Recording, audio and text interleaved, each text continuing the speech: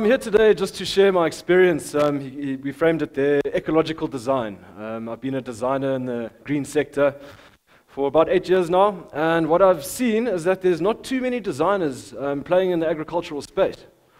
And this is a puzzle for me, because what the ability of design thinking gives you is the ability to think laterally and be a solutions thinker. So in the context of where I am in my career right now, I'm working for the South African Organic Sector Organization, as well as PGS South Africa. Just got back from Germany, graduated from the IFOAM Organic Leadership course last week, and a research associate for the University of Johannesburg. A few of the colleagues really nicely framed the systemic challenges that we are faced with in the agricultural sector. A few ones that I want to touch on really is the food insecure population of 25 million. The fact that our staple diet in this country, and the only country in the world, is genetically modified food, as well as the very scattered nature of our smallholder producers in this country. I mean, we've got a really big landmass, and we need to figure out a way to support 4 million smallholder farmers that we have in this country. Another thing I want to touch on is the fact that our centralized markets in this country actually govern about 85% of the agricultural trade. And this is where I believe is the biggest challenge in our food system. Because at the centralized markets, farmers are often getting 8 to 12% of market value. And what we need to really try and do is open up that percentage back to the smallholder farmer. This is an image as to why we need to decentralize the food system. We've currently got 11 brands that dominate the global marketplace. This is really an extractive type of economy that has been built. The carbon footprint of this type of supply chain is massive. Obviously, I mean, 1,500 kilometers is a small amount of carbon that's attached to the food. And there's many middlemen in the negotiations. Often 8 middlemen often play a role in one commodity, and that takes a lot of the profit from the farmer. This is also another image there just around the seed industry and how that has also been centralized. That's also agricultural inputs. That's becoming more centralized now. We have Syngenta and DuPont, Monsanto and Bayer, they're merging. So this is not boding well for smallholder farmers globally, never mind South Africa. So what do we need to do? We basically need to decentralize the food system. We need to be able to look at how we create peer-to-peer networks that share information and allow us to decentralize that whole process. Looking at natural patterns in nature, I believe, because nature has done lots of R&D for us, millions of years. And once we have decentralized that food network, we're able then to support it. And that turns into a distributed network. Food insecurity in this country is a very complicated thing. We have many things influencing the food insecure, but we're really focusing on solutions. So in that diagram over there, we have various interventions along the whole food supply chain. One would be having a capacitated extension service and train the farmers effectively in agroecological practices. Community seed banks is another option for us to decentralize the custodianship of our seed. It's a very important one. We've finally got organic standards in this country. We have never had production standards in this country. Last year, November, we had some really exciting news that we had been adopted into the international family of organic production standards, which is a massive step forward in the right direction. Regional supply chains, endorsement and certification, maximizing production through technology and innovation. For smallholder farmers, this is a big one, because often on a small pieces of land, need to figure out a way to maximize this production for them. Access to market and ethical value distribution down the supply chain is a very big factor, as well as traceability, because there's a lot of false claims in the organic space that retail are providing organic food, and often when you research it, it turns out to not be the case. So what does human-centered design mean? So when we look at designing systems around humans, we understand that there's ecology, sustainability, and economics that are all tied into this. But when we look at human-centered design, we can design systems around the functionality and how that serves us as human beings on this planet. Another concept that's linked to that is triple bottom line business. That means that we are looking at the production of an economy which is based on people, the planet, and profit, the bottom line.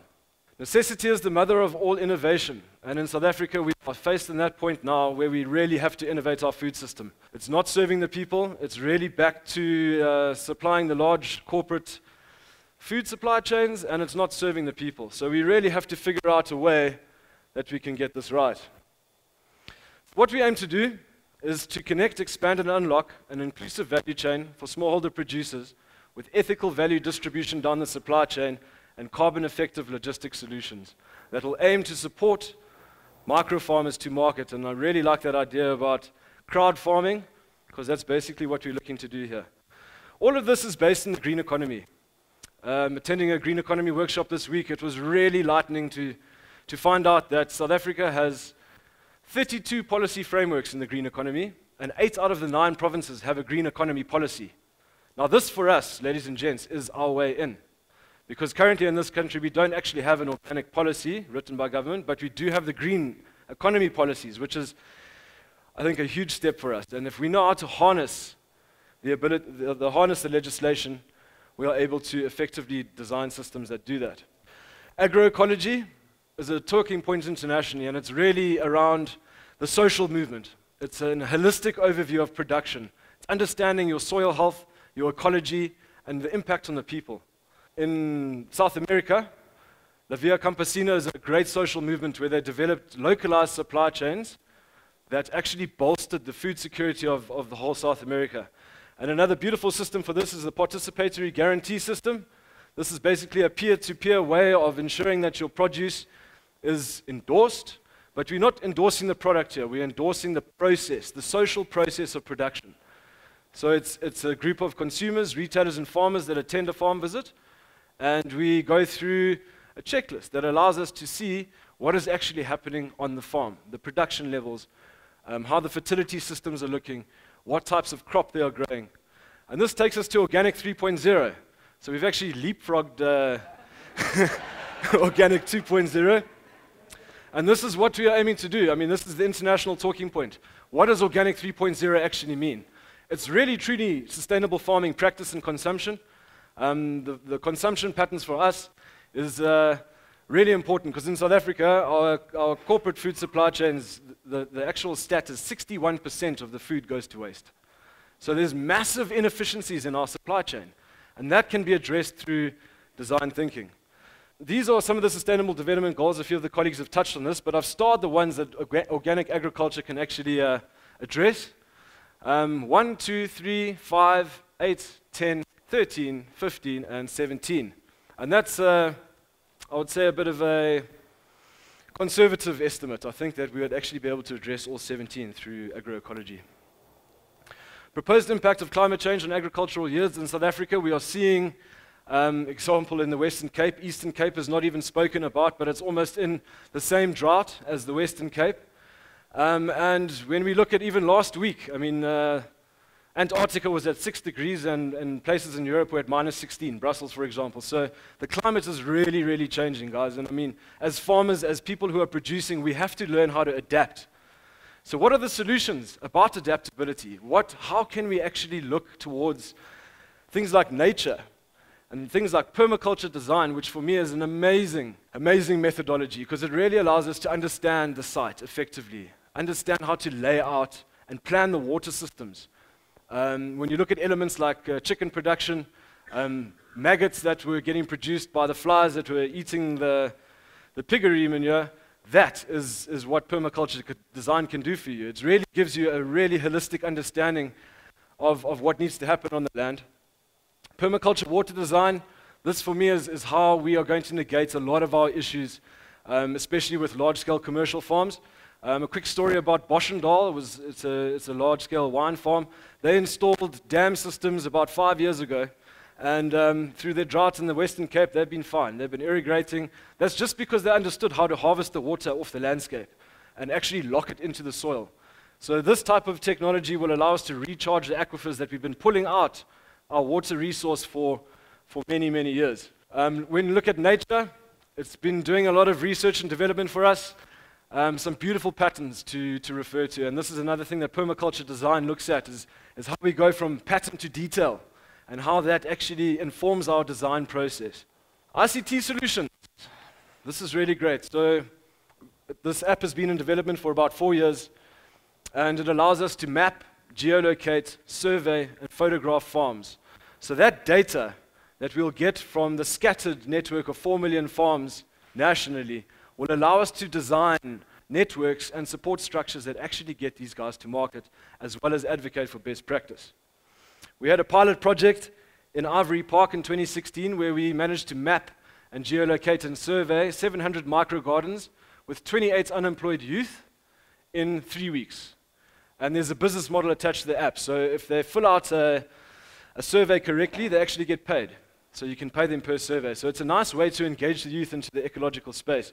This is basically how it happens. We start by mapping the agro-processing hubs, and then we go around linking the micro-gardens and the farms to the agri-hubs so they can actually aggregate the produce, because that's what we are seeing was one of the biggest challenges, is that there's oversupply on market with 3 specific varieties. That's cabbage, kale, and spinach. We need our smallholder farmers to diversify their crop range, so our communities can also expand on their culinary biodiversity. When we speak of the value chain, within the university program, we've identified 7 potential business models for youth to actually integrate into that value chain, creating employment and opportunities for women and youth in agriculture. These are the agri parks that have been their government infrastructure. They're currently non-functional. With the ones I've seen, they're probably at about 30% functionality. So how can we actually switch these pieces of infrastructure on, allow our smallholder farmers to utilize them, to aggregate their produce, to have access to shared services like logistics, mobilization of extension service, which can advocate for best practice. So what we're going to aim to do is map the agri-hubs and connect a natural system, biomimicry inspired by mycelia. So what does mycelia do? It shares information amongst the network. It connects. Paul Stamen actually referred it to as the underground internet. And the fruiting bodies of the mushrooms have this really interconnected structure that spans over often very, very large land masses. I think the biggest one is 2,200 acres in the US. So that's what mycelia can do. And then I was walking through the park the other day and I saw this beautiful elderflower tree in bloom. And when you start looking at the stem structure and how all these tiny little petals on the edge are actually connected to one central stem. And that central stem distributes the resources and nutrients required for the flower to be actually in bloom. So when we look at these natural systems, we can pull upon that inspiration to inform us in the way we are looking to connect our really scattered network of smallholder farmers. This was the mind map that I pitched in Germany at the biggest organic fair in the world at Biofach. I had the opportunity to pitch to the MD and the president around this concept that we were looking to do as Saoso. That was quite a story. There's about a 10-minute story to this mind map. I actually left it behind the morning of my presentation, so had to catch the train back, and it was quite a stress. But we successfully pulled it off. It was quite an experience. So what can actually be unlocked in this green economy is cross-sectorial collaboration. Energy, waste, water, and agriculture as a nexus will unlock so much potential for us. And I would like to compliment the Department of Environmental Affairs that is really driving this. They are running workshops for government. They're really trying to inspire and educate people around the green economy and what the potential is there. Most of the things in the world worth doing have been declared impossible before they were done. We really do believe South African food system reform is possible, and we're going to do it through agriculture and agroecology. Smallholder farmers have a massive, massive role to play in food security. Viva agroecology, viva. Thank you.